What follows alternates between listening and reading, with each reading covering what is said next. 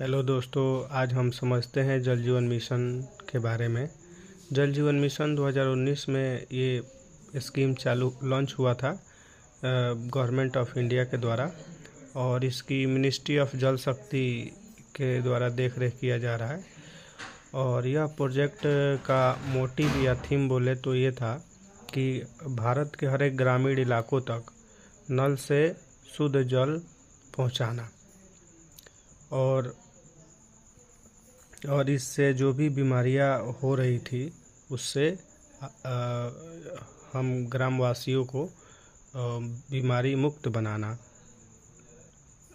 तो अब हम ये समझेंगे कि जल जीवन मिशन ये जो प्रोजेक्ट है इसमें क्या क्या वर्क होता है, शुरू से मतलब क्या क्या वर्क इसमें किया जाता है वो हम समझेंगे। पहले तो ये समझेंगे कि ये प्रोजेक्ट जल जीवन मिशन है और इसका क्लाइंट जल निगम, अगर उत्तर प्रदेश है तो उत्तर प्रदेश हो गया जल निगम।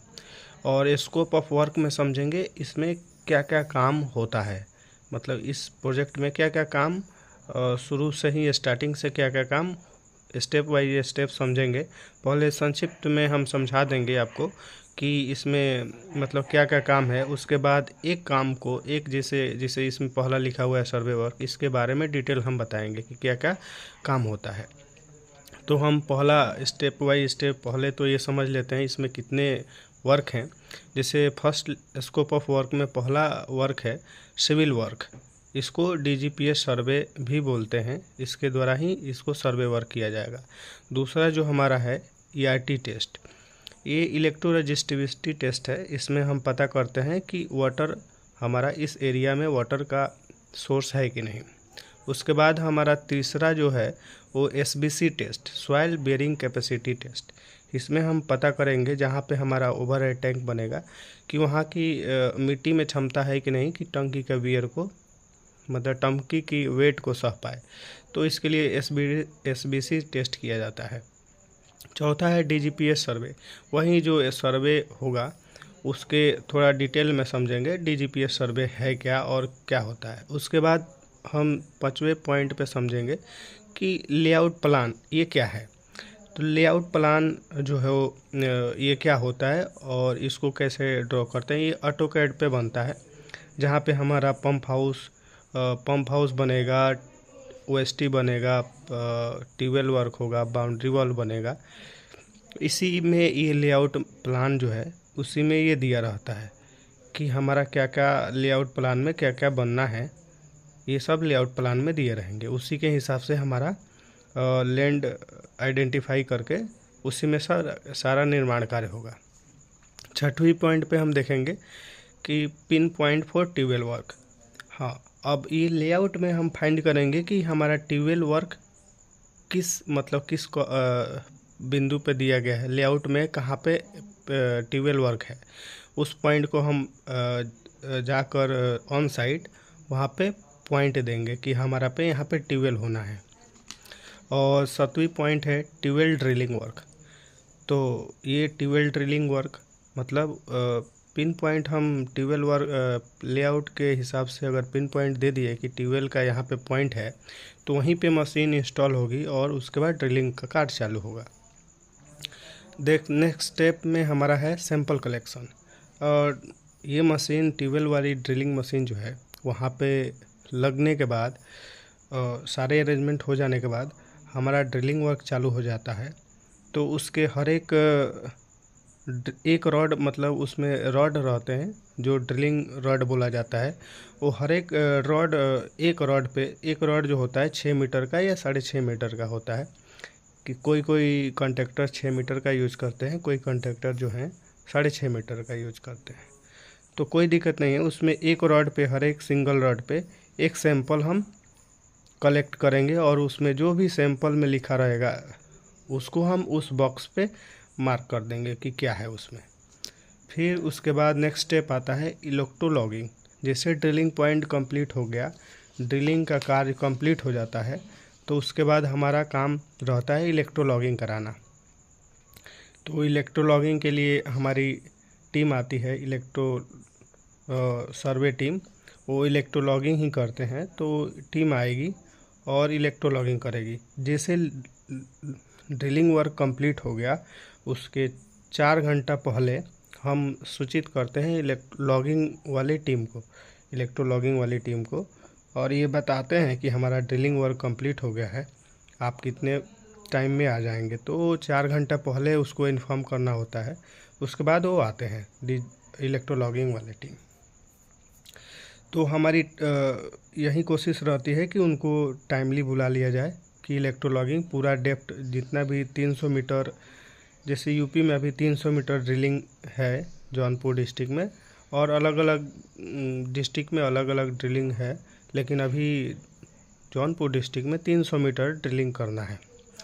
तो 300 मीटर ड्रिलिंग करने के लिए लॉगिंग करने के लिए ये वो लॉगर को टाइमली आना पड़ता है, नहीं तो अगर लेट हो जाएगा तो अगर रड निकाल लेगा वो ड्रिलिंग वाला टीम, तो उसमें क्या होता है कि हमारा सॉइल फिलिंग सेटल होने लगता है, तो पूरा लॉगिंग नहीं हो पाएगा। जितना लॉगिंग होता है उतना ही का पेमेंट होता है। तो इसके हिसाब से अरेंजमेंट किया जाता है लॉगिंग का। ठीक है, आगे बढ़ते हैं। उसके बाद हम होता है tubewell strata chart by client. अब जो इलेक्ट्रो लॉगिंग रिपोर्ट आएगा उसके हिसाब से ट्यूबवेल स्टेटा चार्ट बनता है बाय जल निगम के द्वारा। फिर नेक्स्ट स्टेप में आते हैं tubewell assembly chart on site. ये हमारा जब जल निगम स्टेटा चार्ट बना कर दे देगा उसके बाद हम उसी के हिसाब से असेंबली के लिए एमएस पाइप मंगाएंगे ऑन साइट। जहाँ पे ड्रिलिंग हुआ है उस वाले साइड पे हम पूरा एमएस का पाइप मंगाएंगे, जिसमें हमारा असेंबली रहेगा, प्लेन पाइप रहेगा, स्लॉटेड पाइप रहेगा, और वो अलग अलग साइज का रहेगा। वो क्लाइंट लिख कर देगा, उसके साथ हमारा असेंबली चार्ट बनेगा यहाँ पे साइड पे। उसके बाद ट्यूबवेल लोअरिंग वर्क चालू होगा। असेंबली चार्ट बन जाने के बाद, ऑन साइड पे बन जाने के बाद ट्यूबवेल लोअरिंग चालू होगा। उससे पहले हमारा जो क्लाइंट हैं, ये जो स्टेटा चार्ट बना के दिए हैं, ये भी आएंगे विजिट करने के लिए, और टीपीआई वाले भी आएंगे विजिट करने के लिए कि ये जो असेंबली चार्ट साइड पे बना है वो सही है कि नहीं, इसको चेक करने के लिए। और इसमें ये जो एमएस पाइप जो है आया है स्टोर से, उसमें जंग लगा है कि नहीं, उसको मेनली देखने के लिए। अगर रोस्टेड होगा तो उसको रिमूव करना होता है, रोस्टेड पाइप यूज़ नहीं करना होता है, क्योंकि रोस्टेड पाइप यूज़ करेंगे तो ट्यूबवेल बाद में फेल हो जाएगा। कंप्रेसर चलना है, ओपी चलना है, उस समय फेल हो जाएगा। तो लोअरिंग, उसके बाद लोअरिंग चालू होगा हमारा, और लोअरिंग के बाद नेक्स्ट स्टेप हम आएंगे। उसके बाद हम जो हमारा नेक्स्ट स्टेप आएगा वो पी ग्रेवल फिलिंग। जिससे लोअरिंग कंप्लीट हो जाएगी उसके बाद हमारा वो वॉशिंग होगा। वॉशिंग जो बोर गया है उसमें फिर से ड्रिलिंग रॉड डालेंगे, उसके बाद वॉशिंग करेंगे। 4 घंटा लगता है वॉशिंग करने में, 4 घंटा में वॉशिंग हो जाएगा। अगर उसमें जो सॉइल होगा, ड्रिलिंग जो की है, फिर ये पहले लोअरिंग हो गया, उसके बाद वॉशिंग होगा, उसके बाद पी ग्रेवल फिलिंग होगा। पी ग्रेवल फिलिंग 3 mm से 6 mm तक का साइज होता है। 3 mm से 6 mm के बीच का साइज होता है हमारा पी ग्रेवल का। उसके बाद हमारा पी ग्रेवल फिल हो जाने के बाद हम उसके वेल कैप को क्लोज कर देंगे। वहाँ पे जो मतलब ट्यूबवेल होगा, बोर किया होगा, उसमें कैप लगाकर और उसको क्लोज कर देंगे, वेल्डिंग करा देंगे पूरा टाइट, कि उसमें कोई कंकड़ उंकड़ या ईंट पत्थर कोई ना डाल पाए। इसलिए हम उस वेल कैप को क्लोज करा देंगे वेल्डिंग कराकर। नेक्स्ट स्टेप आएगा कंप्रेसर डेवलपमेंट वर्क। कंप्रेसर, उसके बाद वो कंप्लीट हो जाएगा, वहाँ से वो मशीन हट जाएगी, उसके बाद हमारा कंप्रेसर मशीन आकर लगेगा। उसके बाद नेक्स्ट स्टेप आएगा ओपी यूनिट डेवलपमेंट वर्क। उसके बाद कंप्रेसर चल जाने के बाद ओपी यूनिट चलेगा। उसके बाद हमारा सिविल वर्क एसडीपी और डीआई पाइप का लेइंग वर्क चालू हो जाएगा। हाँ, ये मतलब ओपी यूनिट डेवलपमेंट कंप्लीट हो जाने के बाद यहाँ से बोर कंप्लीट हो जाता है, मतलब ट्यूबवेल डेवलपमेंट पूरा कंप्लीट हो जाता है। अगर ट्यूबवेल डेवलपमेंट मालूम चल गया कि अच्छा है, यहाँ पे कोई फेल ना हुआ, तो उसके बाद हमारा एसडीपी डीआई पाइप लेइंग चालू हो जाता है। अब आते हैं हम सिविल वर्क में क्या क्या काम है उसको देख लेते हैं एक बार। इसमें सिविल वर्क में काम है बाउंड्री वर्क का। पहला हम बाउंड्री का मार्किंग करके बाउंड्री वाल कर लेते हैं ब्रिक वर्क। उसके बाद जो ट्यूबवेल हुआ है उसी के आधार पर हम पंप हाउस का लेआउट के प्लान में दिया रहता है, वो लेआउट में कि कैसे पंप हाउस को बनाना है, उसी के हिसाब से पंप हाउस बनता है। और उस लेआउट में भी यूएसटी का भी पिन पॉइंट दिया रहता है किस एंगल पे, किस साइज में, किस साइड के तरफ, नॉर्थ ईस्ट में कि साउथ वेस्ट में, ऐसे मार्किंग दिया रहता है। उसी में बनाना है उसको। डीजी फाउंडेशन बनाना है। उसके बाद सोलर कहाँ पे लगना है, ज़्यादातर सोलर साउथ में ही, साउथ डायरेक्शन माउंटेड होता है तो उसी साइड में बनाना है। उसके बाद रेन वाटर हार्वेस्टिंग बनेगा। उसके बाद वेल चैम्बर बनेगा और लास्ट में ड्रेन बनेगा। और एक छूट गया इसमें, अप्रोच रोड इंटरलॉकिंग वाला होता है। सोलर के भी नीचे अप्रोच रोड बनेगा और हमारे यूएसटी के पास जाने के लिए भी अप्रोच रोड बनेगा, पंप हाउस के पास जाने के लिए अप्रोच रोड बनेगा। ये सारे वर्क होते हैं और हम इसके एक एक पॉइंट को अब लेकर डिटेल में वीडियो बनाएंगे।